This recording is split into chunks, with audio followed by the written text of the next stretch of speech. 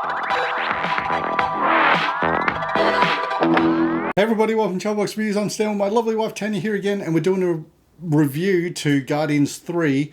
This is going to be a little bit spoilery, but we'll kick it off with just, I liked it. I thought it was a nice kind of wrap up for, that it was a nice bookend. Yeah. I kind of understand James Gunn now when he's saying, yes, this is going to wrap up those stories that we saw from the very start with Drax and Gamora and Nebula and Rocket, even Mantis and stuff. Mm-hmm. But so we can get into a little bit of spoilery kind of stuff. Before we do, soundtrack, loved it. Thought Yeah, it was great. soundtrack was fun. Just the opening song, I was like, yes, acoustic, creep. Yeah, that was kind of cool. Like, I didn't mind the soundtrack. It wasn't as Wasn't it as like vibrant and epic as like the first one? Yeah. I don't think anything could top that one. I love that ending to the first one with all of them standing together. Yeah. It was like, we're the Guardians of the Galaxy, bitch. And, like, just to have, the second one, I enjoyed the second one. Yeah, the second one was good. A lot of people kind of poo-pooed it, but, when James Gunn turned around and said, I wasn't making Guardians to lead into, Infinity War or into, like, Thor, Ragnarok, or any of that stuff. I was making it to be its standalone kind of stuff, because they tend to forget that this is a standalone kind of story that builds up to the big Avengers Assemble freaking stuff. But anyway, I thought this was good. There was it dragged out a little bit now and then. Yeah, they could have tightened up a bit. Yeah, it was getting a little bit like kind of what the hell, like why are we watching the slow It was motion? like Yeah, like can we just get to it? Do we have to see people walking to a like building and stuff? So yeah, I didn't kind of like go, I've got to look at my watch now because it's just dragging on. Some of the jokes didn't hit. Yeah, some of the jokes did miss. Yeah. And I found it quite of a roller coaster ride. Like, I teared up about 3 times. Yeah, you get a little bit like kind of, oh man, this like, because there was the 2 scenes, we'll get into the spoilers, like when Rocket is locked up with all his friends. Yeah. And you're just like looking at this whole kind of situation of like, are they going to get out? Well, I don't think they are, because we don't see or hear from them. Yeah. Through when we meet Rocket and Groot all the way up to now. And I'm just like, man, this is going to be heartbreaking. And then it gets even more heartbreaking when they start like naming each other and stuff. And then it gets to a really brutal point where it's like kind of, oh, all right, is he going to get him out and stuff? And is one of them going to sacrifice themselves? And then it's like none of them get out. You know what broke my heart was when the little bunny spider Floor was like going, Floor, Rocket, Teeth, leave now. Floor, Rocket, Teeth, leave now. And I'm like, go, leave, run. And freaking when he looks over and he sees them, they're gone. Yeah. And he's just screaming and stuff. Like, I kind of did dig, like, that escape. I think they're saving it for when Rocket meets Groot. Yeah, See, to like, get I the think attachment, because the way they like wrapped it up, I think it was a good way to be like, oh yeah, guess what? There's more story to come. Yeah. Like it's not over yet for these characters. Yeah, but honorable mention to Howard the Duck. Love that. I was just kind of like, oh, why couldn't they have Howard join the Guardians and stuff? That would have been so cool. Who knows? Like, we could still get a Howard the Duck series or film. Like, Yeah, the puppy was in there. Yeah, so cute, Cosmo. Yeah.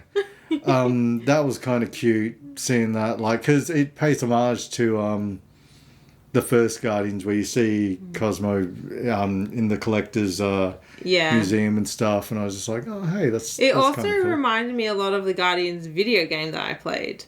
I was like lots of kind of like sound bites or like action shots that could have easily been into the video game. So I thought that was very, very cool. And I like it when Kraglin's trying to learn the whistle to fly his arrow, and you see the shot of him just going, use your heart, boy. And you look over, you see Michael Rooker make that appearance as Yondu. Yeah.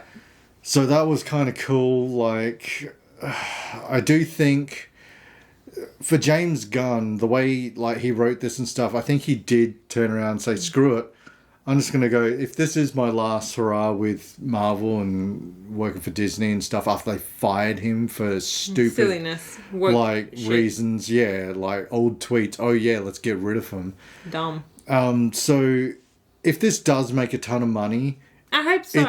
it's a nice good. little like let's make your bosses eat their words because you sit there thinking to yourself, okay, Ant-Man 3 didn't make, Quantumania didn't make that much money, you know, and it's just been on a downward spiral and Yeah. stuff. The fact that it could potentially be a Guardians movie that does really, really well, but you got rid of the guy, you more or less showed him the door, even when you brought him back, and it's like, yeah, no, he's going to cross the road to work for Warner Brothers and head up their DC studios and stuff. So hopefully, like, you know, because I'm not looking forward to the Authority and stuff. I'm looking forward to his Superman to see if that's going to be any good. But If it leads into Legion, I would like that. yeah, if we do get to see the Legion of Superheroes, you know, go on an adventure with Supes and stuff, that's why it's called Legacies. He does go to the future, maybe. Yeah. But who knows? Anyway, Guardians. Sidetracked. So, yeah, to see, like, and Rocket's out of it, most like, of the movie. he's not He's on a there. table. It's all flashbacks Yeah. to his origins and Which stuff. is heartbreaking. His origins are awful. And you're just dying to see the High Evolution just get taken out. And also, too, like, to sort of see Nebula's sort of warming up a little bit more, gets more of a role in this compared to the others and stuff. Same with, like, Drax and Mantis have their moments and stuff. Like, it was really cool. Yeah, at first I was annoyed with Gamora's portrayal, but then I kind of see the character development, which I really enjoyed her towards the end. The first part was like, man, she is just mean. Yeah, horrible. But then she starts to, you know, get a bit of more of a conscience and, you know, learning. And, yeah, it's just sort of like, okay, so it's before she's like, you know, it's not the Gamora we all know. It's the one from the past that's just come fresh off Thanos. Yeah. And you see those elements of her when she is trying to get that Power Stone, the orb, and to sort of see, oh, so this is the one that's like, I'm going to get it, sell it, and use the units to get as far away from my father and stuff as possible. Yeah. She's in charge of the Ravengers now, and I'm sort of like, oh, wow, at the end, they didn't even sync back up that story. Like, she's gone off to be with the Ravengers now. No. And same with, like to have Peter Quill sort of come full circle and be like, yeah, all right, I'm going to go back to Earth and see my my granddad. Yeah, I thought that was really cute. And the fact that you said he will return as well was really cool. Yeah, like the legendary Star-Lord will return, and it's just like sort of, what, are they doing a solo Star-Lord movie? Or are they going to continue it with the Guardians? Is he going to form up, like, you know, another unit of Guardians and stuff? Well, Adam Warlock, he's pretty cool. I felt it was a waste. Really, like, you could have gotten away with an Adam Warlock solo movie. You kind of need it with this. And to have, like, yeah, just, I don't know, like, it just felt like, for James Gunn, it really did come across, his writing was, that's it, I'm done. Like, you know, bam, this character's gone, bam, that character's gone. Like, you know, we're not going to revisit this or that. And I'm just like, all right, cool. So freaking, when you see Adam Warlock's, what's her name, get taken out. Yeah, the High Evolutionary. No, not High Evolutionary. What's her name? Golden Lady. Golden Lady. Let's just call it a Golden Lady. Because she only really cameos in it. She doesn't really do too much. Yeah. And to set him up and to make it a little bit too overly comedic for me, I get it. You can't have another stoic character because that's Drax's sort of, you know, making him a bumbling sort of imbecile kind of character. But they still made Adam Warlock bumbling and didn't like they showed how powerful he was and stuff. And the only real strong side of this that I enjoyed was that last bit when you see. I was like, oh man, are they really going to kill off Peter? Are they really going to kill off Star-Lord? And you see his hand reaching out and he grabs him and flies him in. It was that shot where the two fingers are pointing like God and humanity or something. Yeah, it's a nice little sort of biblical moment, I think. Yeah, but the end credit scenes, like, you know, post credit scenes when they're showing the new Guardians team sort of put together and stuff, and Rocket's the captain of it. That was sort of cool. Big. Yeah, Groot's gotten like even bigger and stuff, which is sort of cool, but I don't know what, like, because it's like time has passed and like, this is the new team. So I'm just like, sort of, all right, remember that cameo with Groot and Star-Lord where he's like, why don't you clean up your room? Your mindless freaking contraption there you're playing with and stuff. That cameo was showing that time has not only passed, but we're in the Infinity War movie timeline stuff. And that was shown in 2017. And we weren't getting it till like a year later, Infinity War. So I was like, oh, wow. So if they do relaunch Guardians with a new team and a new, like, you know, story and stuff, like, because I don't think they're getting back James Gunn for directing and stuff. I don't think so. But I really like the new team because we think that, like, the little girl is Quasar. So I'm pretty excited to see Warlock and Quasar in there. Couldn't remember if he did turn around, like Rocket did say, Quasar, what's your favourite song? Yeah, I don't know, but she had the glowy purple eyes, so I was like, oh, is that Quasar? Yeah. And then, you know, she's got the white hair and everything. Yeah, same with Fillion's character. Nathan Fillion, yeah, like that was, it was interesting to see. He made me laugh.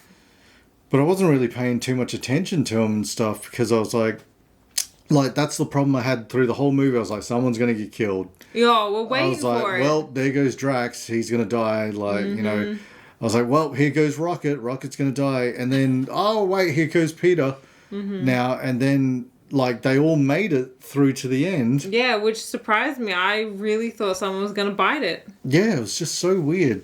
It was good, though. I really... to have everyone still there, still usable, I think is a really good way to wrap it up. And having Drax is more like, you know, he's silly, but he's got a big heart and, you know... Yeah, they kind of, you know, they do touch on everyone's character, like Mantis going off on Nebula, Nebula going off on Drax, like just tearing into each other and stuff. So it's like kind of, they all go their separate ways except the two original characters from the Guardians is Rocket and Groot, and they've formed up this whole new team. Like, it would have been good if they had Howard the Duck sitting there with them. Yeah, it would have been awesome just for like a side thing or something. Yeah, but besides that, is there anything else you could think of? Like, no, I thought it was really good, really fun. They could have tightened it up. They could have used the characters a little bit more, like Adam Warlock, you were saying. Could have made his character a little bit stronger instead of, like you said, bumbling.